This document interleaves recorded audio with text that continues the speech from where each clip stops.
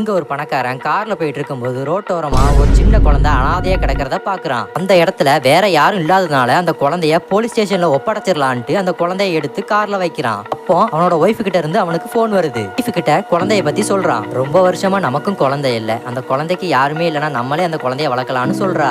லூசு மாதிரி எதுவும் வளராத, குழந்தைய போலீஸ் ஸ்டேஷன்ல போய் ஒப்படைப்போம், அதுக்கப்புறம் பாப்போம்னு சொல்றான். போற வழியில போலீஸ்காரங்க வண்டியை நிப்பாட்டி செக் பண்றாங்க. போலீஸும் குழந்தை மிஸ் ஆயிருச்சு அதான் தேடிட்டு இருக்கோம்னு சொல்றாங்க. பக்கத்துல அந்த குழந்தையோட பேரண்ட்ஸும் அழுதுட்டு இருக்காங்க. உடனே இவன் தன்னோட போன்ல இருந்த ஒரு குழந்தை போட்டோவை அவங்க கிட்ட காட்டுறான். அந்த குழந்தையோட அப்பாவும் இதுதான் என்னோட குழந்தைன்னு சொல்றாரு.